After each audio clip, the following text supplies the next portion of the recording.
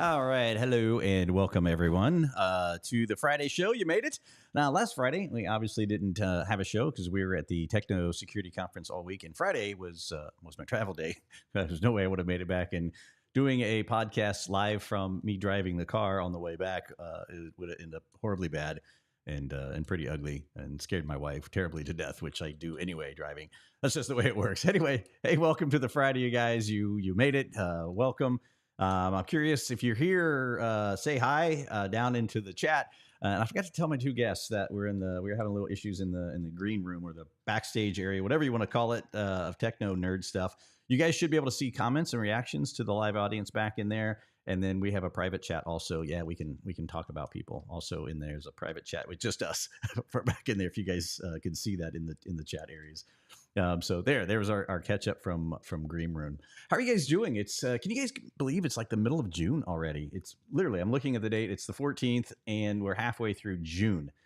It seems like it's just now starting to warm up here in northern Ohio, which it's not probably much different from where my guests are at, which we'll bring on here in just a second.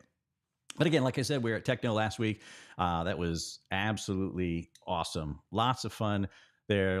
Got to see a lot of great people that I haven't seen. It's more of a family reunion for me than it is anything else, just to see a lot of you guys were there for that matter. Came up and said how much you enjoy the nonsense that we do here on the Hubcast every Friday. So I appreciate that. Like I said, I just call it the really bad late night talk show that we do in the middle of the day. That's really what we do, is just try to have fun and connect as digital investigators and try to sort this whole thing of chaos that we do. So it's much appreciated. So without further ado, I'm going to bring on my guests here. Hold on, let me look at the right button here. All right, guys, no drinking all right, no, you're good. Anyway, there you go. Tom, you can drink all you want. It's you. You cannot tell me I can't drink. They don't care. Yeah. This is 7 o'clock on a Friday. We're drinking. Yeah, absolutely. I still have my coffee mug in front of me, so that's what my kind of day has been. I got to get you one of our next time I see you guys, both of you. I'm going to get you. Is this the plain one? This for being on the show. Oops, hold on. I don't know if you've seen this before, but it's not really a shot glass, but it's been converted into one. It's a 30 millimeter round that's fired out of, if you've ever heard of hold on, what did I just do with that? I had that thing. It's an A-10 Warthog. It's a close air support. Here it is. It's right here. I bent the card all up, but it's that aircraft.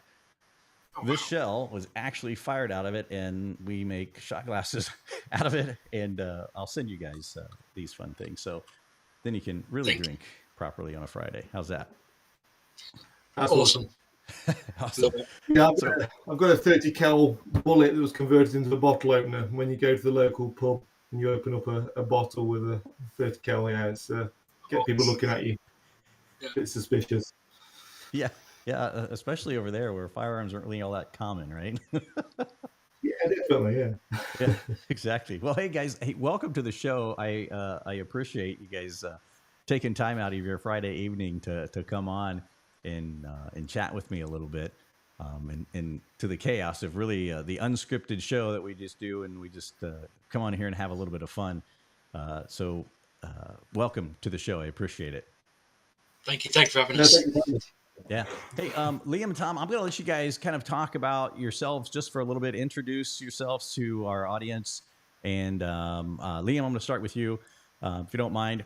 And just tell them who you are, what it is that you do, and how you got started. I guess that's the more important thing, too, is how you got into this crazy industry.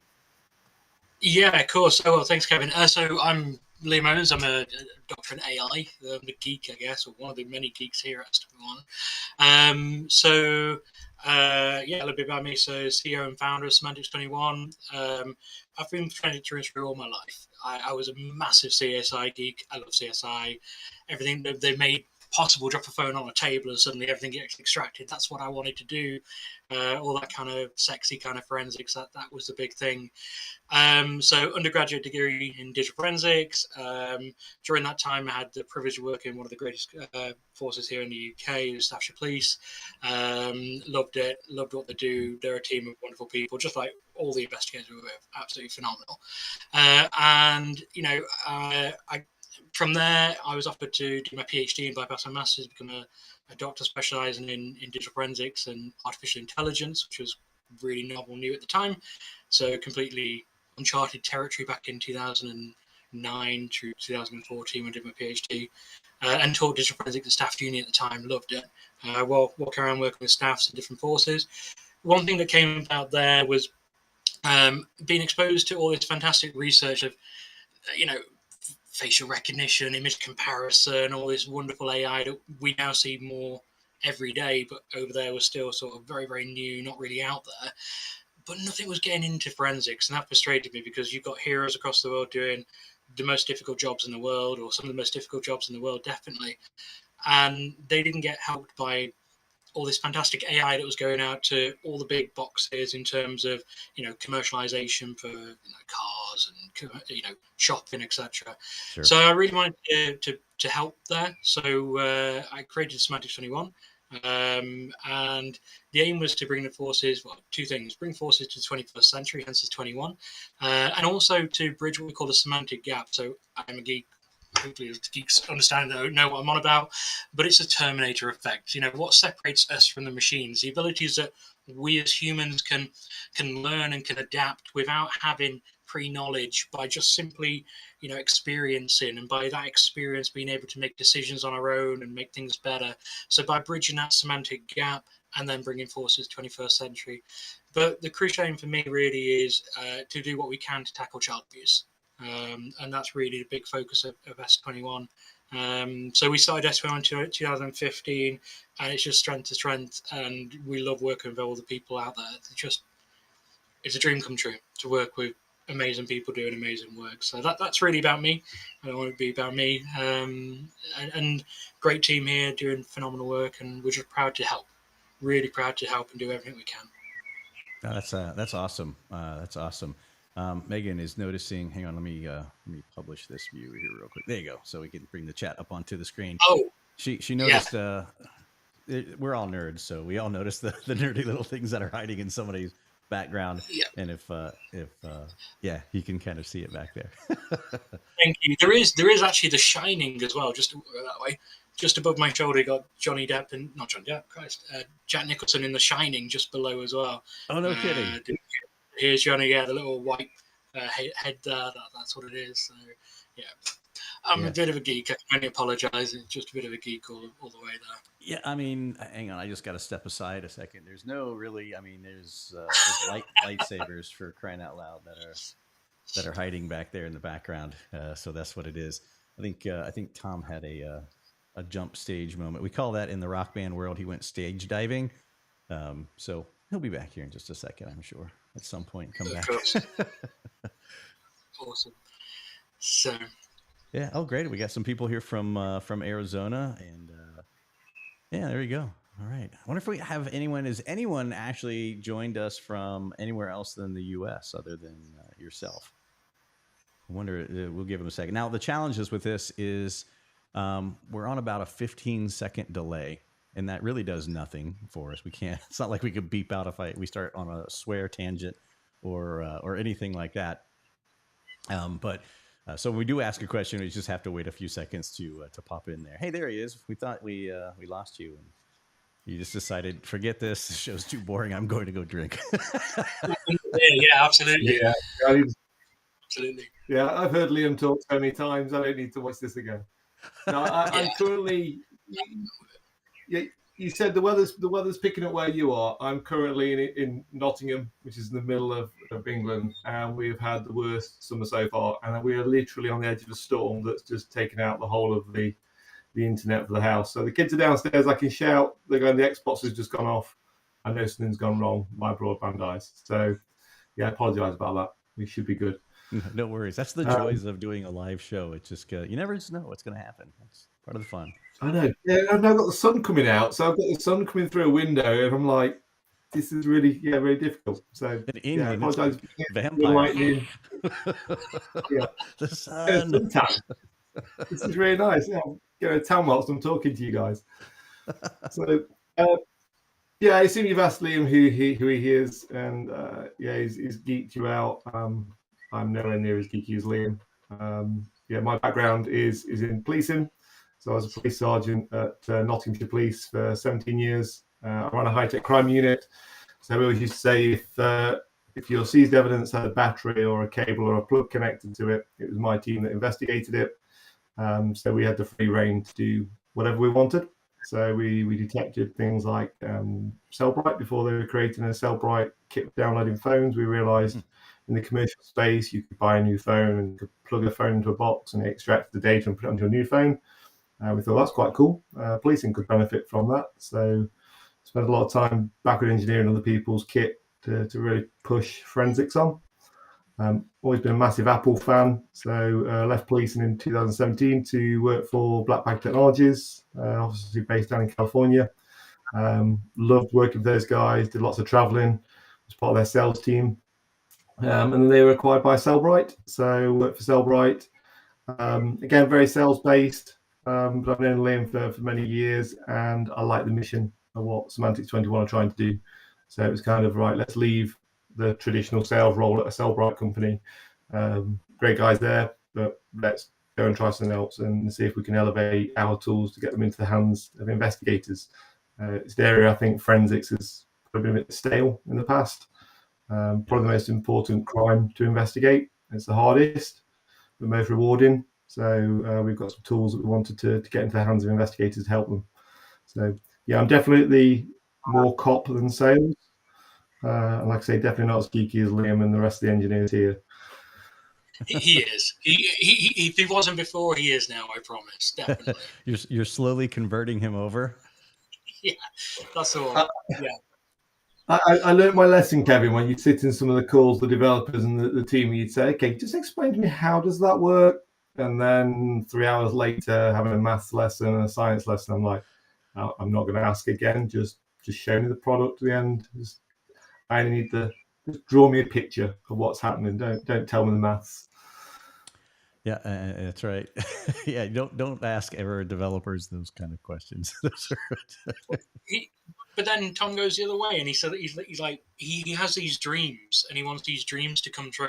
So Monday's the worst day for it. Tom will come in on Monday and be like, I've had 2 or 3 full days of dreams, and now this is what I want, and this is how I envision it working.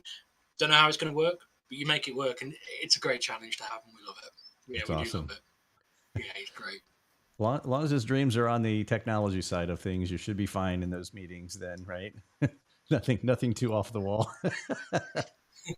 I talk about those on a live webinar, but yeah. Yeah, no, definitely. I don't want to strike against me from YouTube.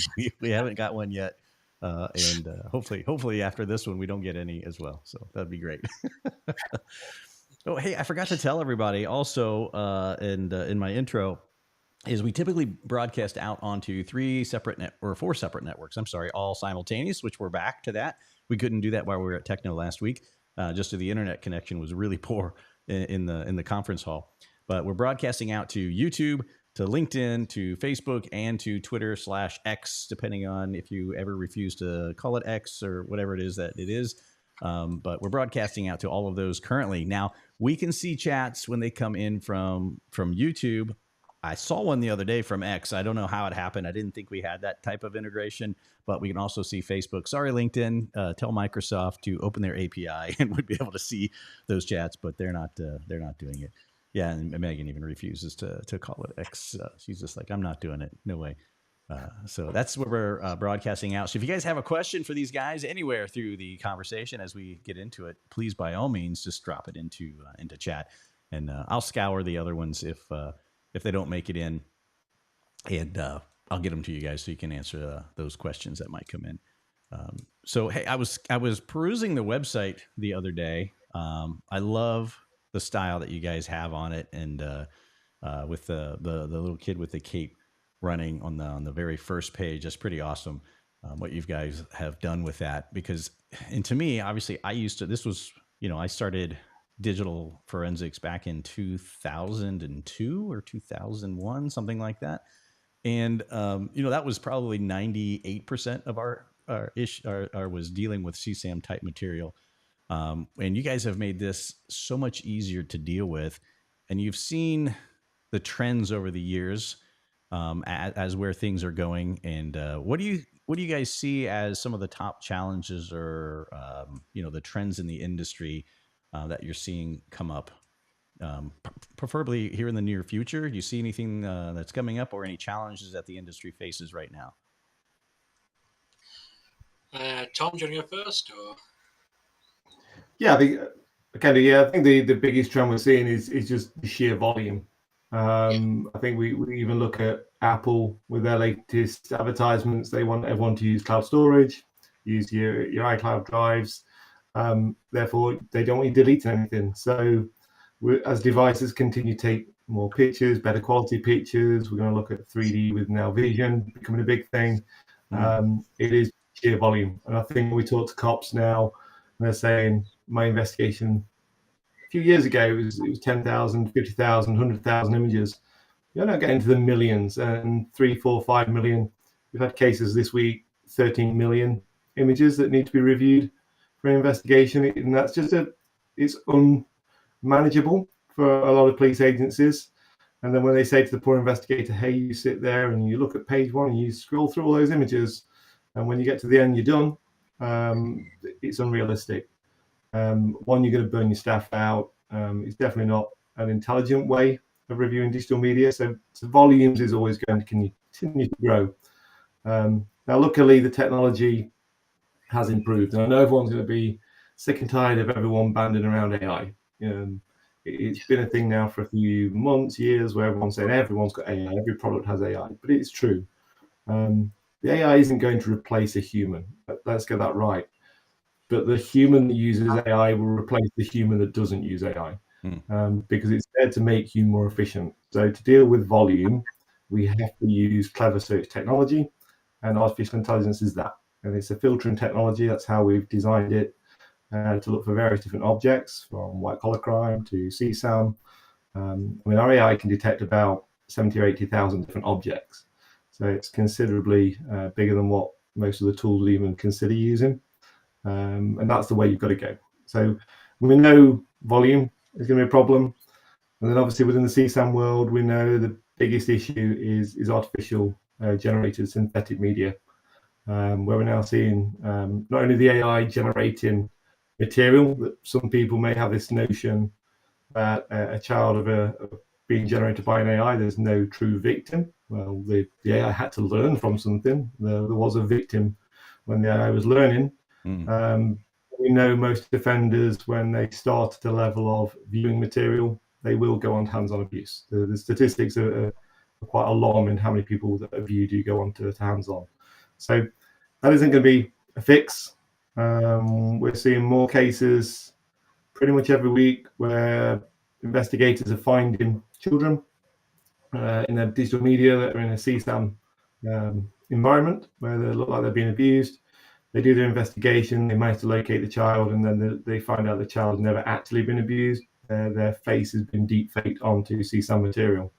So I think a lot of police agencies have seen AI to be a danger, that there'll be a huge explosion in CSAM for them to review. Yes, there is, but now your difficulty of finding a victim is really going to be difficult, because you're going to find these children, but they've never been actually hands-on abused. Just someone stole their identity. And again, I think a lot of police agencies don't realise that's happening, and it is. So yeah, we now have to not only find the material, locate the victim, but then actually make sure that the material is genuine, which is going to cause some challenges with the type of work that the cops are investigating. So they're two big challenges we're seeing. I don't know, Liam, if you have a different sort of look on it from the tech side. No, I agree. I think, the tech side, there's always challenges. There's more media, there's more complexity in media, there's more codecs out there now. So there's always things we need to think about. And then the whole, processing, there's definitely a lot of technical challenges out there. And I think the bringing meaning to data is important. The semantic side of it is understanding what's going on in an image, because that's going to help us get through the amount. I think for me, one of the biggest concerns I have is Tom's absolutely right. This mountain of CSAM, this mountain of media as well, not just CSAM, but just the whole noise around it, means it takes longer. So that means that there has to be knockback in terms of where does someone find the time and the money then to be able to find the CSAM? And my real concern is the victim ID in terms of rescuing actual victims. And for me, it's like another set of heroes, firefighters. They're not there to fight the smoke. They're there to obviously fight the fires. I hope they use that right. Because of the time it's taken now to get through such amounts of media, some forces are finding there's a lot of pressure to go for possession charges only. And sometimes shackles the investigator or stops the investigator from maybe doing what they always want to do, which is to find the kid and to find the suspect.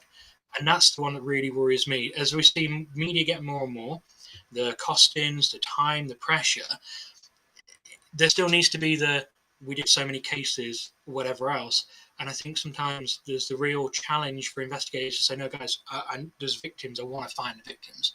So I think the challenge for us technically is how can we try and automate victim ID? Not only to find CSAM, but to really find, to try and do a job as good as an investigator, which is never going to be as good as an investigator. But what can we do to, as Tom said, be an investigator that uses AI, not just to find the CSAM, but to finding that victim and to also finding that suspect when we talk outside of it. I think, there's definitely loads of technical challenges there, but my concern for me, the biggest challenge is how do we give enough time back to investigators so that they can spend the time they really want to find that victim. That's what I really want us to do as a company, to find more kids. That's what I really want to do. Yeah, that's awesome. And to hit on both of your points here, just a second, I'm gonna move over to Tom's point first. Is when I was doing these types of investigations, and this also combines with what you just said, Liam. I mean, it was thousands. I mean, tens of thousands of images, and this was early 2000s, mid 2000s. I was doing this, and it was just like, oh my gosh, there's so many, and it's just number one, it's a toll on the investigator because you have to see this, and I didn't have kids at the time. Now that I have kids, there's no way I could do this type of investigation ever again. I just couldn't do it. But it's just a big time suck. But then now to throw in the twist of, hey, is this created from AI? That's not something ever I had to deal with. Is this legitimate? Can we find this? And then how are obviously it varies depending on jurisdiction of how are they combating that type of scenario. I'd be interested to hear if you guys have any hands-on or at least been in touch with your clients of how they're dealing with that specifically. Yeah, it's a tough one. So go ahead, Tom. Go ahead. Yeah. So you say it depends what you're dealing with. Like say the legislation in different countries to say if it's AI generated, and we can say yes, it is AI generated. Can they still charge at the same level as if it was a real photo of a child being abused? And I think the standpoint everyone has to take, all legislators have to take, is that image depicts a child being sexually abused for the purpose of sexual gratification for the offender. That's it. That put a line under it.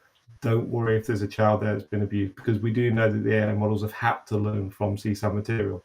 If we even try and blur the lines between treating an AI-generated material as a lesser offence, we are causing a huge problem worldwide, and that definitely needs to not happen. I think a lot of the charity groups we work with, the tech firms, the big tech firms. I know as a cop, when I dealt with the tech firms, I would have said they were the devil and they were the worst thing in the world. I've now seen the other side. We work with the tech firms; they're doing a lot of good work, and their problem is they have a mammoth task to deal with, and they don't have technology that was always designed when it first was created to deal with the dangers of what humans are creating. They never really created Facebook, for instance, because they thought people were going to share indecent images of kids. It was never designed that way, but they are doing the best they can. And there's a lot of criticism goes to tech industries, but trust me, having seen it from this side, they're working as hard as they can. And they can always do things better, I take it. But we need to definitely say, as an industry, it's not acceptable. We need to, as countries, say it's not acceptable. We need to stop it from being circulated. So luckily, most legislators are on the same page. In the UK, we've been very lucky. Our legislation's always accounted for it. Most of the US is fine. You shouldn't have a problem. North America's fine. But it's those countries where they're a little bit slow to pick up legislation changes, or the legislation was created poorly in the first place. But I hope everyone will do the right thing. And if the tech firms are on the side of us and they believe it's the wrong thing, get it off your platform as quickly as possible. We don't care if it's AI generated or not. It's the wrong thing to be circulating. So I think if we just keep it simple, is probably my message. Yeah, whether it's real or not, it's here's my opinion. I don't care if people hate or what. It's just sick. Something's wrong with your brain. There you go. I'm just going to say it because I can. Yeah. There's something wrong there, and that needs to be addressed. Absolutely, 100%. Never understood it. Never will. And those are my favorite types of arrests to make. Were those sick bastards? I'll just say it. There's no sympathy for it. I fully agree. I think, as we always said within policing, it is the hardest job in policing. I've done body recovery, surveillance, firearms, everything you do, it has its challenge. But to review CSAM, totally different ball game. Yeah. And people that do it, I take my hat off to you. You are amazing. But it is, we do it, and I've done it, and other people do it because they want to rescue the children. That's the most rewarding part. And to get these sickos out of our communities and protect people, yeah, that's why it's the best job. I do it for free. It definitely is that rewarding. Yeah. We worked for government. We practically did it for free as it was. So that's just the way it worked. Right. Hey, I have a question here. Now, we created some questions for you guys and stuff I was curious about since the creation of the company. You said about, was it 15 years ago, Liam? Is that what you had said? Oh, no, not quite that long. It's only 8 years. 8 years. Sorry. Years, yeah. So I'm old, but yeah. It's working with Tom. That's done it to you. I understand. Yeah. You see these grey hairs? At least you've got hair, Tom. What do you guys? Every company has kind of a great proud moment. Something that they've helped, a case maybe that you've helped solve. I'm giving you some time to think about it as I lead into the question to give you guys a little bit to clue in, because I know you guys need a chance to review these things. Do you guys have a story top of mind of what a proud moment you guys have maybe had as part of Semantics 21?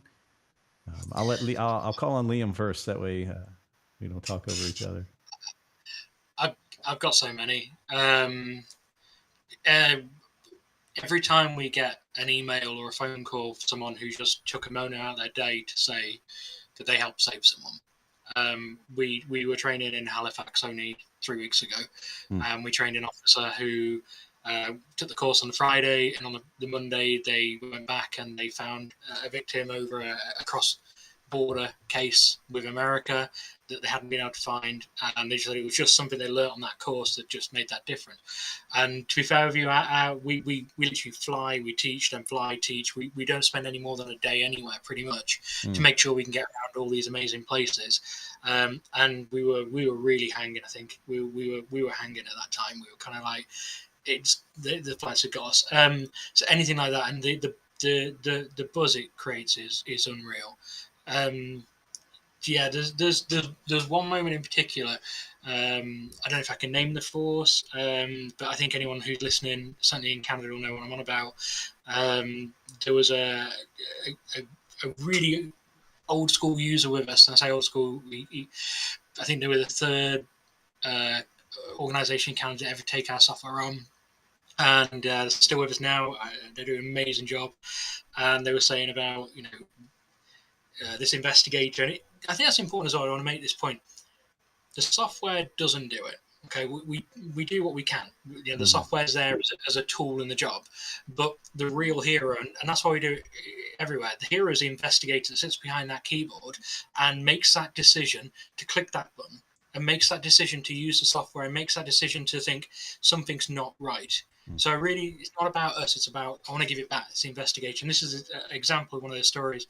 They had a case where there was unknown victims at that time, and during the case, they managed to identify, I think it was 17 or so victims.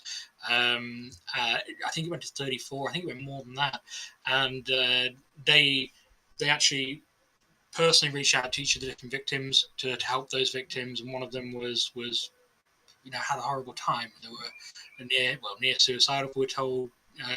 And that investigator helped them, picked them up, helped them get back to school, etc. And that was just amazing.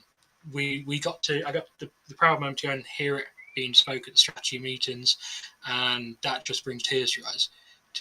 But again, it's not about us, but to know that we were a small part to help support that is just, for me, it's everything. Right. It really is everything. So, right. I mean, we're really lucky. We won Queen's Award, won the King's Award a few weeks ago. Wow. And they're huge honours. I really do appreciate. I honestly do really do appreciate that. And it's just immense. It's immense for the team as a pickup, but to hear the effect we're having or giving some tools to help is, like I say, I don't want to cry now, but it makes it unbelievably worth it. It really does. Right. So that would be for me. I think that hearing what was said there and listening to the story from their manager's level, explain that story in a lot more detail was just unreal. So congrats to them. It really was phenomenal. Yeah, that's amazing. Can you, for us rebellious colonists over here, can you explain what the King's or Queen Award is? Apologies. Exactly what that is. Of course. So Her late Majesty Queen Elizabeth, she set up what's called the Queen's Award in 19. Oh God, I'm going to get the wrong name. In history, she set it up, and every year they elect a small number of businesses to be recognised by the royal household, Her Majesty, and of course His Majesty now, King Charles, in different fields. There's different fields like sustainable development. There's innovation, which is what we won. So for innovation in digital forensics and for obviously we're helping to rescue children. And there's other categories, about 4 or 5 categories. Yes, we were given the Queen's Award in 2019, an unbelievable honour. A company of our size to be recognised by our Prime Minister Boris Johnson, who referred us to Theresa May. Apologies, Miss May, to put us forward to the Queen's Award, and then our PM Richie Sunak a few weeks ago put us forward, or a few months ago, and we were awarded the King's Award. So it's I would probably say it's the highest honour a business can receive here in the UK. It's unbelievable. So we're to win it once was kind of like a bit of a pinch me moment. To Right. be awarded is a huge honour, and if His Majesty is listening to this, maybe he is. We thank you so much. It is an honour, and it's an honour to serve our country and to serve the other countries we work in. That's what we're here for. We really do appreciate it. Yeah, everyone appreciates you guys. I'll just let you know in advance. You make life on the investigator a lot easier, and we're going to talk about some of those ways that you can do that as well. But I want to hear from Tom. And Tom, I don't know if you have, a moment that you can remember that is something that you're proud of in the history of the company. I think Lynn's right. I think we get through so many cases that the training course we did recently, pretty much every few days, we were getting feedback where people are saying, the thing you just showed me, I've just done a case again. I've found additional victims. We've got Operation Maverick here by one of the Midlands forces.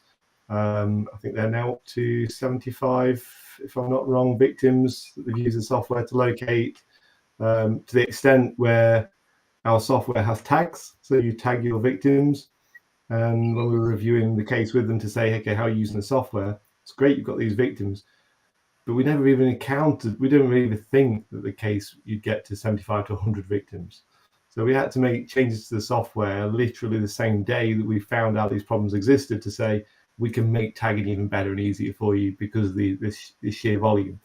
And it is literally, having worked in a previous industry or a previous competitor where salaries are very good, to come here, we're a lot smaller and salaries are a lot less. I don't work here for money. I work here because I like the job we do. And it's all about how do we make the software better to get those better results. To the extent that we have a school badge lookup tool, so you can describe a school badge that may be seen in one of your pictures, and we'll tell you which school that's come from for England, Scotland, Wales, Ireland, Northern Ireland, and the whole of Canada. We even have people that aren't our customers. They'll say, I've got a case. I know I'm being really, really cheeky, but can you help me? And we'll say, yeah, of course we will. We want to help anyone. Doesn't matter if you're a customer or not. Describe the badge, and we can send the details back and say that's the school that we believe your victim goes to. And then, sure enough, we get emails a couple of days later saying the child's been rescued. We've taken positive action against the offender. So again, we're there to help. We're not here to make cash. Cash kind of comes as a second thing, even though my title is sales, which is a bit odd.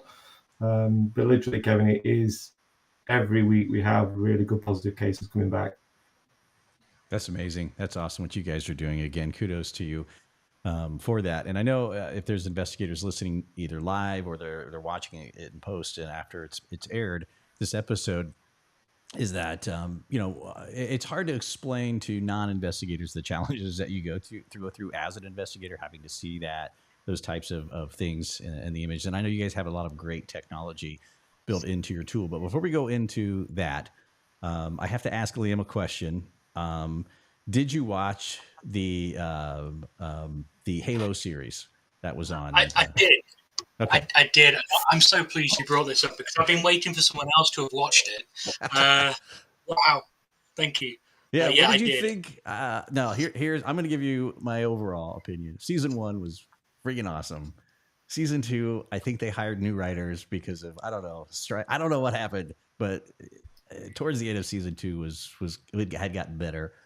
But I actually fell asleep during a couple of season 2 episodes, and that never happens. I'm a sci-fi nerd through and through. What were your thoughts on it? Yeah, I mean the opening episode is phenomenal. To watch it from a gamer's view from all those years ago, that was just unbelievable. The first episode really hit out. The whole season was good. It went up and down. I agree. Season 2 was a little bit of a letdown for Halo, but I think they put stuff in line for 3 and 4 to be really good.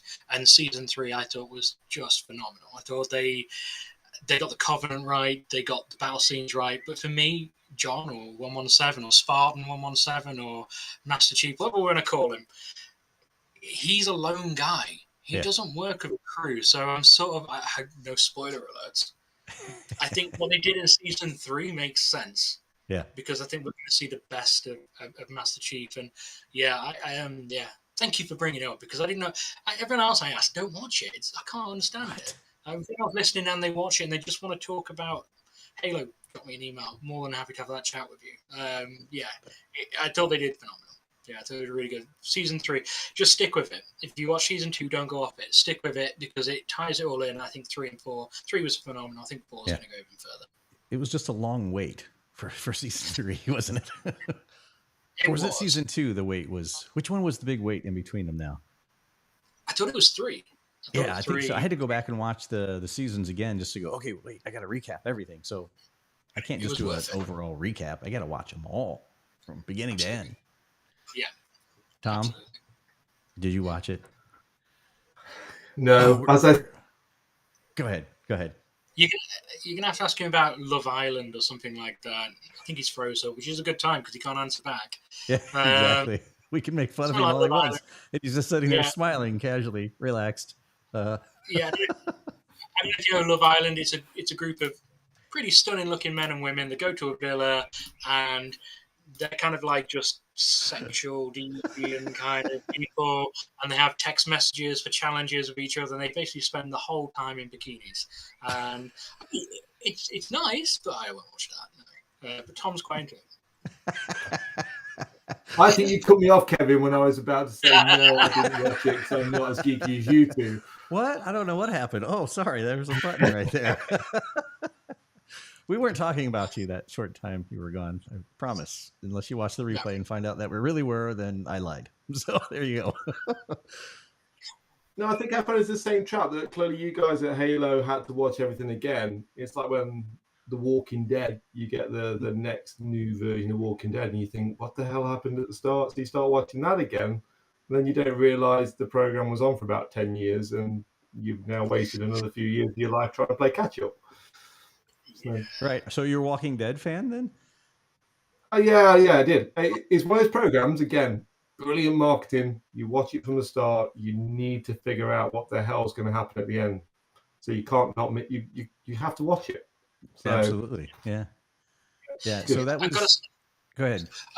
Just for the American market and everyone else, there's if you like The Walking Dead, Andrew Lincoln, wonderful. He pretty much started out with a TV series in the UK called Teachers, where he plays a teacher, and he shouldn't be a teacher. He's just inappropriate, not nothing touchy kind of thing, but sure. Funny, inappropriate. They get into loads of different stuff. If you like Andrew Lincoln, definitely check out Teachers. I think it's pretty much free online these days, but it's Teachers. Really I'm going to go check it out and see if I can find it, because I don't know if I could watch him anything other than Walking Dead. And to hear, it's funny when you hear him in interviews, obviously his accent is very much there. And then in Walking Dead, he's got that raspy, slow voice. And he's like, wait a minute, stop it.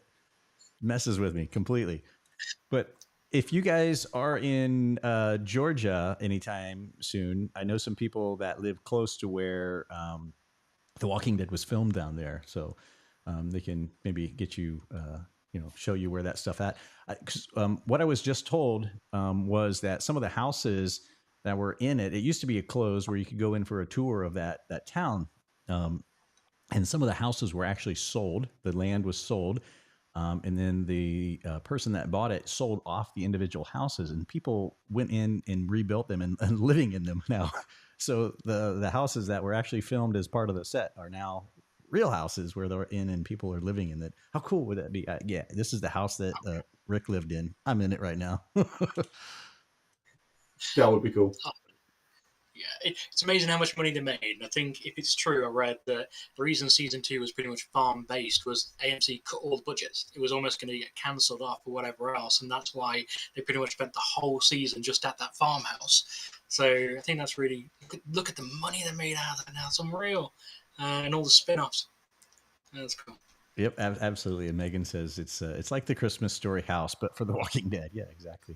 I don't know. Is you guys familiar with the Christmas Story? Is that a cult classic? No, I will. It's one of many. Okay, excellent. So I live about maybe not even quite 30-minute drive to where they filmed that house, and someone bought it, and then they refurbished it back because someone had remodeled it and made it all modern looking, and then someone bought it and put it back to the original way it was in the movies, and then opened it for a museum and a tour thing. And it's brilliant. It's really cool to go and see it. And next door where the Bumpus Hounds were. Anyway, my random fact about northern Ohio here is that's where the Christmas Story was filmed, is right here. So there we go. It's a reason for us to come and travel and see it. What's that? That's a reason for us to come and travel and see it. We'll pop over and see. Yep. There you go. We can just swing over to Cedar Point if you guys like roller coasters as well. It's the capital of the world, supposedly. So very good stuff. Very good stuff. All right. Hey, now I want to ask you, I looked at the time. I'm like, holy moly, we're talking a while. I can't believe we've gone 45 minutes already. But I want to ask you your top 3 favorite features. And you might have crossover here. They might be the same. And I'm going to start with Tom this time. Within your software, what are the 3 things that really benefit and can help the investigator, in your opinion, the most? I think number 1 has got to be the database. So as a bigger project that we'll talk about hopefully in the future on future webinars with you, we have and control the world's largest CSAM, media intelligence database. So we've currently got 2.5 billion records that are law enforcement records. So when we look at things like Project Vic and CADE, this is literally an evolution of those technologies. It's not only a sex offences database, hence the reason why there's a lot of security around what the database can do. At another time, we'll tell you the history and why the database was designed and the way it has been. But that allows investigators to pre-categorize about 50 to 70% of your case automatically. and it is a truly international database that's free currently for S21 customers because it's being released in stages. But it's phenomenal. So if an investigator in Australia identifies CSAM, and then an investigator in America is doing their case, the flag marks, the tags, the notes, the comments, they all get shared.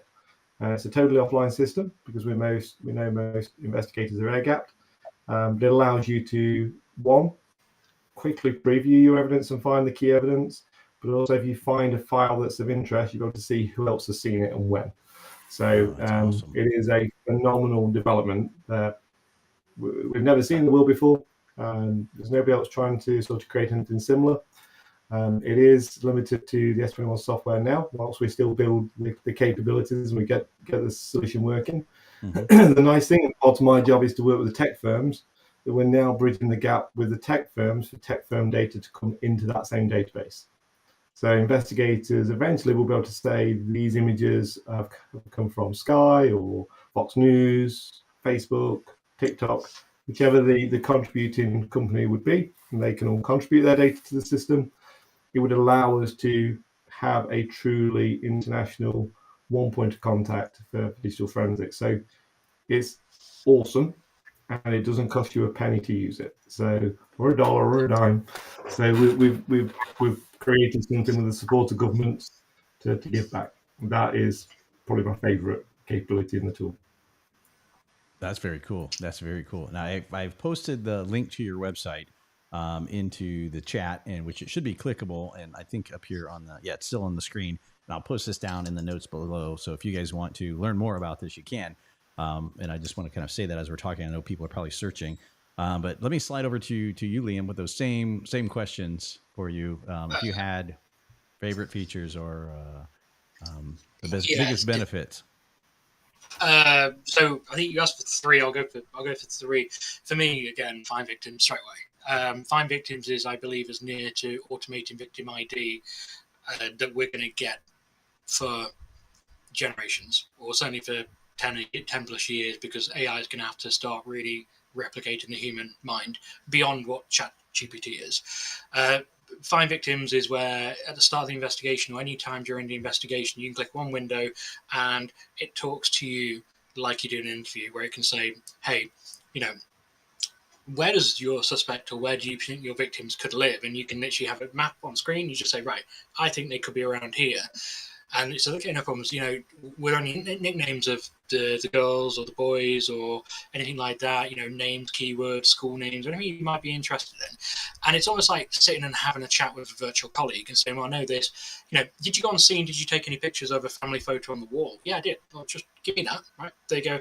And it's one window where you talk to it. You just give it very basic few minutes work, and it will run hundreds of searches, and in the first few seconds of the investigation it'll say, hey, right, now I've found these within your region, I've been able to find these keyword matches and tell you where they are, I've been able to find these objects, you said, hey, my victim has a pink doll, and by putting the pink doll in, we've gone and found any images of the pink doll. And it's kind of like goes from millions of images down to the ones you may want to look at first. And I just think that for me, any way of finding victims, more victims or victims faster, is for me always going to win. So I think that was definitely one, and I think the other 2 are really geeky. There's one called Auto Scroll, and if I was categorizing, I would be using it. And I hate this a little bit because it is part of Tom's idea anyway. And hey, it's literally where you can say, hey, I've got a million images, got a filter set, and you say, right, auto scroll, and the application will then either move pages every so many seconds, or you can have it as like a web page where it moves down. So you can keep watching. You can watch your beer or beverage of your choice. Probably not beers at work, but why not?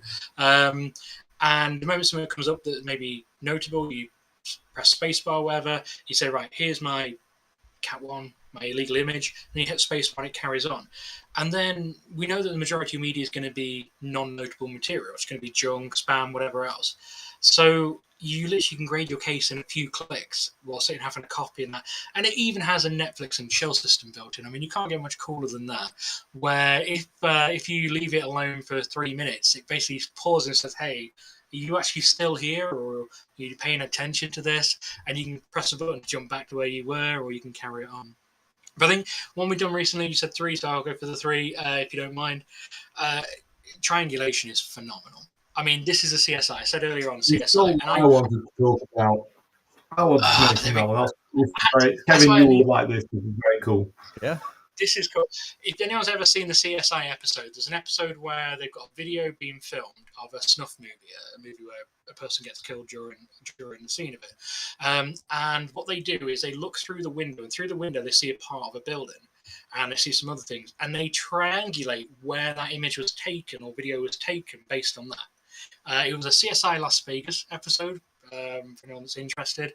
Again, I know all of them like the back of my hand. And I thought, how the hell did we do that? You know, for Victim ID, we see so many people now using anti-forensic sharing on social media. Mm-hmm. GPS is stripped out of it. But we still see a victim. It's not always just the victim. What can we see behind them? Is there a 3-pin plug on the wall to see it's a UK? Is it a 2-pin? You know, we can pick those things out, and that's what we try and investigate. But triangulation is where you can look out the window and we say, right, we've got Tim Hortons by a Jiffy Lube, which sounds like a sex shop, but it's not. It's a really disappointment when you go in there as a British. Jiffy Lube to any British guy is a sex shop, okay? And I thought my wife was getting a treat when we went there, but she didn't. She got a new pair of tyres. And then, you know, there was something like, I think it was a Roots over the back. And we've asked her on, we do this and we do our training. We say, right, type these things in. And without any internet, it triangulates, says, right, that's where we believe the image was taken. And unbelievable high degree of accuracy. So I think anything where we find more victims wins for me. That's amazing. That's amazing. I've never thought about that about Jiffy Lube. We've always just been Jiffy Lube. We never think twice about it, but you put it in a new perspective. I'll never look at it the same ever. Sorry, Jiffy Lube. It's just in case we get sponsorship. It's like, I thought it was like Love Honey here in the UK. If there's any sponsorship going Love Honey, then please do send me through stuff. But yeah, Jiffy Lube to me sounds like I say the sex shop. It does, now that you actually convert my brain over to that. Like, I'll never see it the same again. Like, Jiffy Lube. They do have lubricants there. When me and Liam were in Canada, we saw the shop. I'm like, what the hell is that? It's like, why is all these guys queuing up in the cars to go there? It's like, this is really strange. They're lined up out the door, literally. Really good shop. A drive-through sex shop, brilliant. You know, it's not. That's pretty funny. That's a wasted hire of a car, I tell you, but fair enough. Now, you guys have a webinar coming up as well, yeah? Yes. Yeah, we have the webinar coming up about how we can use the tools for reviewing and finding CSAM quicker. So, yeah, it's an overview, quick overview, really, because there's hundreds of capabilities in the tool.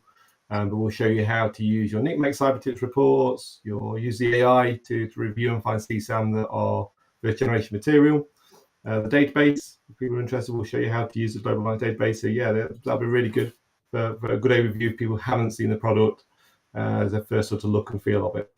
Yeah. If you guys are interested, I just put it in chat, and I'll be sure to put it in the description as well, so people can easily find it. They don't have to wait till this part of the episode pops in there. They can just track it. It's showing on the screen now, but it's long, plain English. But go into chat, and you'll be able to literally click it from chat. Megan's reminding us. Thank you, Megan. I appreciate that. I did forgot to say the most important part. It is it's Wednesday at 2 p.m. U.S. Eastern time. So that is what, 7 p.m. where you guys are at? I think something like that. Yes, we'll be having more beers on the Wednesday when that was so being presented. Even if it's 8 a.m., it doesn't matter. You can still have a beer. That's just a standard to be on cybersecurity. What's that? Sorry? It's 7 p.m. somewhere. Yeah, exactly, right? For sure. So again, that's down there, and the webinar is next Wednesday. I don't know the date. I can't convert it in my head really quickly. But if you're watching this in the post, if you come across this sometime after the webinar, doesn't matter if you miss it. It's still going to be there. We're going to put it into replay mode almost immediately. June 19th is what Megan says. So I don't know what I do without Megan, and I wouldn't be able to get anything done. So June 19th, if you're watching this after June 19th, the webinar is still there. That exact same link that I just showed you, it'll be at that location, and you can go and just watch the recording on it as well. I forgot to also tell you, if you guys have any questions, make sure I'm not keeping a real close eye on chat. If you have any questions for Tom or Liam, please feel free to ask, and I'll make sure that I pop it up on the screen and they can answer your questions. But if not, what's another way that they can get a hold of you? Again, keep in mind that if you do give away your email address, you're giving it away on YouTube, just to be clear. So I'll leave that to your discretion, whether you choose to do that or not. Yeah, the normal. Contact us through the website. So it is just www.semantics21.com. Contact us page. Don't bombard my email address. It's not difficult. I am the only Tom in the company. But honestly, if people are needing help and assistance, we see investigations all over the world. So if you have a particular case that you're thinking, I'm just stuck, I don't know what to do next, we may be able to put you in contact with people that can help, or we'll give you advice and help as well. So please, we're definitely a friendly, hopefully approachable company. We're here to help you. Yeah, absolutely. If you guys haven't learned that they're friendly by now, you've missed part of the episode for sure. And they like Master Chief. You have to absolutely go with these guys. Liam, do you have anything to add to that for folks that are looking for help? And no, just for me, just reach out. Even if you're not using S21 and we can help you save a kid or find a kid, or you want to just talk through your investigation and what you've got, and we can try and give you some ideas from the experience we've got from working with thousands of investigators across the world. We're not going to charge for that. Just talk to us. And if you've got a case where you think S21 could help me save a kid, just contact us. We'll send you a copy. Not for a year, but we'll certainly send you enough to make sure we can help out. I think that's the key thing. We're not a company about just money. That's not how we work. And if you are a department that's paying for the software and you want to try something out, it's not about money. We only, you use it, you make sure you're happy with it for as long as you need it to make sure before you even dream about having to buy it. But given we're significantly cheaper than the only other alternative out there, even contacting us might half your renewal cost if they have to match us, which will save you a few quid, which means you can put a bit more back into the budget, help yourself with mental well-being, maybe buy some new chairs, TV for the wall, something to help you guys out. Reinvest that money back into helping your team out. That's awesome. And just to prove a point, we apparently do work on X. I posted it up on the screen there. Someone's thanking you for integrating Project Vic schema as well. So yeah, that's fine. Kevin, just one more thing. Just obviously, Liam said about software. I know there was a comment about how we get free software. If you're part of the Homeland Security, if you're part of HSI Heroes through the Hero Corps, reach out to us. Your licenses are totally free. It's one of the initiatives that we think is absolutely amazing, that we take vets, we put them back into another career where they're making such a positive difference. They will never pay for the software. So if you are a HSI hero, reach out. Not going to cost you a thing. You've got the software forever. That's very cool. I believe IASIS as well, Tom. We did the same. Yeah, the IASIS crew. So if anyone's IASIS this year, reach out. Software is free for you for a year as well. The HSI is different. They get it free forever. IASIS, you get it for a year for free. That's awesome. There's a lot of students that go through there too. Was it? You were down there the same time I was, Tom, actually. Yeah. That was a massive classroom. I can't believe how it's like 320. Is that what they said? Yeah, I think that's 350 and 180 trainers. Yeah, it's phenomenal. Insanity. Yeah, we were trying to measure. It's like, is this room bigger than at least a football stadium? And I believe the answer was it was doggone close. Yeah, it was that large. Imagine, because there's like, I think it's like 6 big screens across the front, so you can see. It's like being at a rock concert for digital forensics. It was an interesting scenario for sure. Yeah. That's a lot of license you guys give out for that. So kudos to you guys again. So I applaud you for that. And just keep up the good work. And guys, don't forget, if you want to learn more, There's a webinar coming up on June 19th. I posted the link into chat. I'm going to immediately, as soon as the episode's over, I'm going to run over to the description and make sure that link to that webinar is there as well. And we have someone here from the Hero Corp. Says that's very cool. I'll start using it on Monday here at Fort Bragg, North Carolina, in the CID section. There you go. Awesome stuff. You guys have a fan base that's following you around. Didn't even know it. Look at that. Well, very cool. Liam and Tom, thank you very much for hanging out with us for the last hour. I can't believe it's been an hour. It flew right by. And guys, don't forget you can reach out to them. Just go to the website. Again, I posted links to that right attached to this episode. If you're on the YouTube side, I'll go and we'll post some more stuff. Just look through our social feeds. You'll definitely find the episode for this elsewhere. Links back to it, and the webinar is going to be the real thing. So if this sparked your interest in it, the webinar is going to give you that extra deeper dive and to see some of the things that are going on with their software. Again, Liam, Tom, thank you guys so much. Don't go anywhere. I got to do this crazy outro music. If I can find my button here. Yeah, I got to do the outro music. And again, thanks very much. I appreciate you guys. Thank you, Kevin. Thank you for everyone listening as well. Thank you.